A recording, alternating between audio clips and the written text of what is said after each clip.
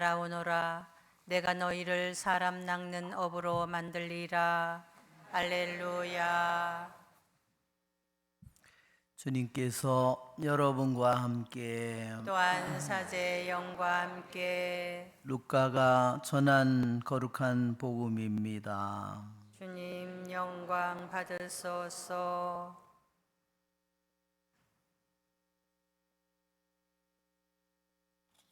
예수님께서 겟네사렛 호숫가에 서 계시고 군중은 그분께 몰려들어 하느님의 말씀을 듣고 있을 때였다. 그분께서는 호숫가에 대어 놓은 배 두 척을 보셨다. 어부들은 거기에서 내려 그물을 싣고 있었다. 예수님께서는 그 두 배 가운데 시몬의 배에 오르시어 그에게 무태서 조금 저 나아가 달라고 부탁하신 다음 그 배에 앉으시어 군중을 가르치셨다.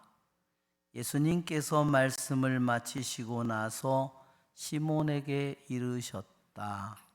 깊은 데로 저 나가서 그물을 내려 고기를 잡아라. 시몬이 스승님, 저희가 밤새도록 애썼지만 한 마리도 잡지 못하였습니다. 그러나 스승님의 말씀대로 제가 그물을 내리겠습니다 하고 대답하였다.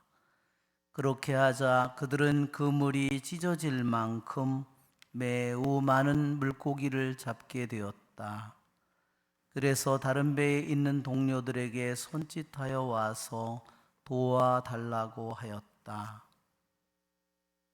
동료들이 와서 고기를 두 배에 가득 채우니 배가 가라앉을 지경이 되었다. 시몬 베드로가 그것을 보고 예수님의 무릎 앞에 엎드려 말하였다. 주님, 저에게서 떠나 주십시오. 저는 죄 많은 사람입니다. 사실 베드로도 그와 함께 있던 이들도 모두 자기들이 잡은 그 많은 고기를 보고 몹시 놀랐던 것이다. 시몬의 동업자인 제베데오의 두 아들 야고보와 요한도 그러하였다. 예수님께서 시몬에게 이르셨다. 두려워하지 마라. 이제부터 너는 사람을 낚을 것이다. 그들은 배를 저어다 무태 대어 놓은 다음 모든 것을 버리고 예수님을 따랐다. 주님의 말씀입니다. 그리스도님 찬미합니다. 앉으십시오. 참 예수님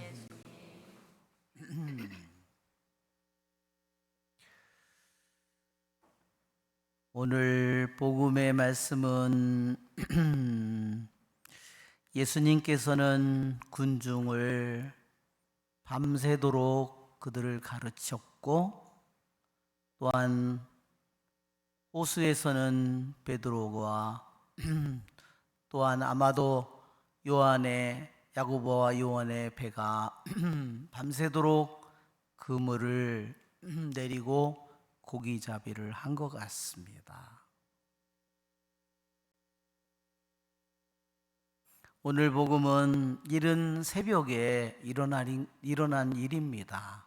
왜냐하면 어부들은 거기에서 내려 그물을 씻고 있었기 때문입니다.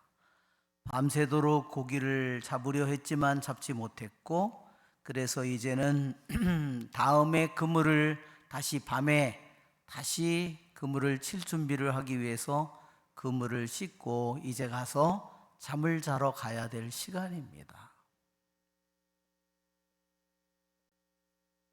그런데 예수님께서는 군중을 밤새도록 가르친 예수님께서는 시몬의 배에 오르시고 그에게 조금 더 나가달라고 부탁하셨다고 했습니다.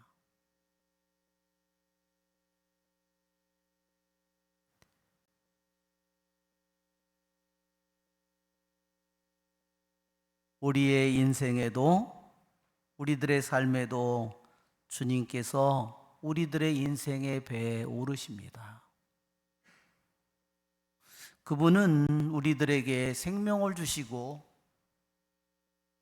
나에게 하루하루의 시간들을 주시고 나에게 여러 가지 나에게 책임과 권능을 주시고 내가 내 하루의 삶을 통해서 내 배를 저 나가고 또한 배에서 그물을 던지고 그물을 걷어 올리고 바로 우리들의 하루의 삶이 배를 타고 나가는 베드로의 삶을 통해서 우리에게 보여집니다. 그런데 예수님께서는 우리들의 하루의 삶에 나의 인생의 배에 그분은 오르시고 그분은 나에게 베드로에게 부탁하듯이 저 나아가 달라고 부탁하셨습니다. 여러분, 그분은 나에게 생명을 주셨고 나에게 모든 것을 나에게 맡기셨습니다. 내 마음을 어떻게 사용할 것인지, 내 뜻을 어떻게 사용할 것인지, 내 육신 오관을 어떻게 사용할 것인지, 내 시간을, 내 능력을 어떻게 사용할 것인지 바로 나에게 모든 하루의 주권을 나에게 주셨습니다. 그러나 그분은 시몬에게 부탁하듯이 당신을 그 배에 오르셔서 우리에게 배를 조금 더 나아가 달라고 부탁하시고 그 배에 앉아서 군중을 가르치셨다고 했습니다.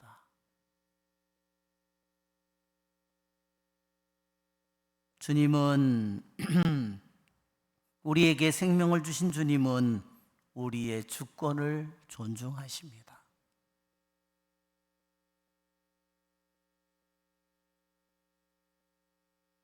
베드로에게 저 나아가 달라고 하는 것은 또한 그물을 깊은 데로 가서 내리라고 그물을 내려 고기를 잡아라고 하는 것은 쉽지 않은 일이었습니다.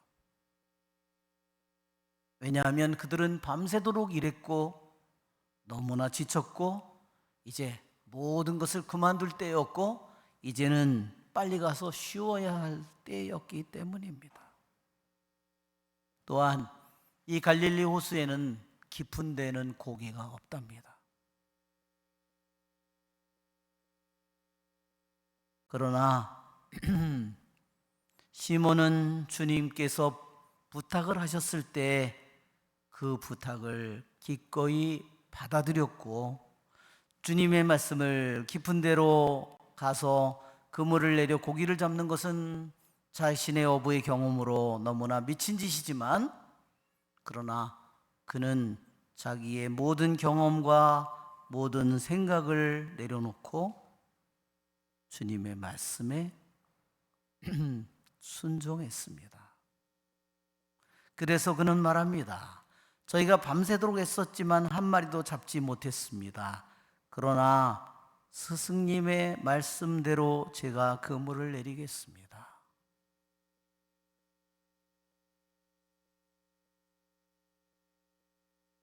우리들의 삶에도 마찬가지입니다. 내가 열심히 공부를 하고 내가 열심히 일을 하지만 한 마리도 잡지 못하는 일이 우리들의 삶에는 얼마든지 이루어질 수 있습니다.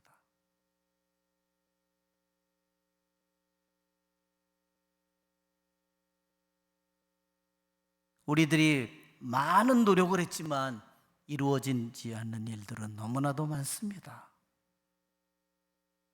그러나 베드로처럼 스승님의 말씀대로 제가 그물을 내리겠습니다 하고 대답한 순간에 너무나 놀라운 일이 벌어졌습니다. 우리는 주님의 말씀에 응답을 하지 않을 수도 있죠. 싫어요.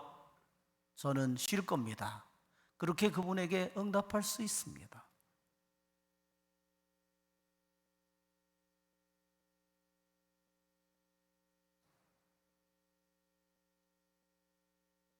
베드로의 눈에는 고기가 전부이죠. 그렇죠? 잡는 물고기가 전부이지만 주님의 눈에 베드로의 주어진 비전은 뭘까요? 그 비전은 단지 어부가 아닙니다.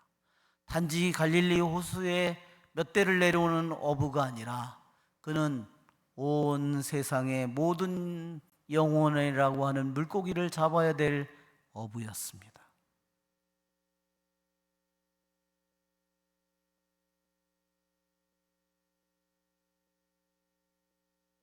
우리들이 하느님의 말씀에 응답을 하지 못할 때 우리는 갈 길이 없어지는 겁니다.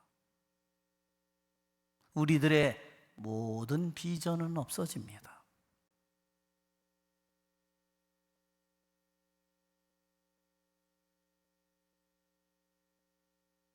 오직 자기의 생각과 자기의 목적과 자기의 뜻과 자기의 꿈에만 매몰되어 있는 영혼들은 갈 길이 없습니다.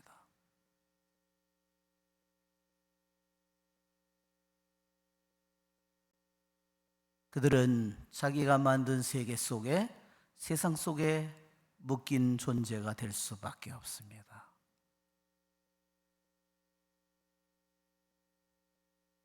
베드로는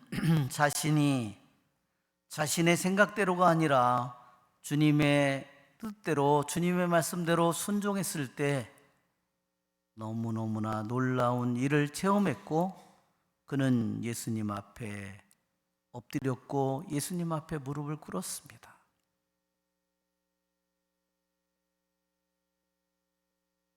그것이 바로 우리들이 하느님의 말씀에 굴복하는 순간입니다. 하느님의 말씀에 굴복할 수 없는 영혼은 변하지 않습니다. 오늘 독서의 말씀에도 그래서 말합니다.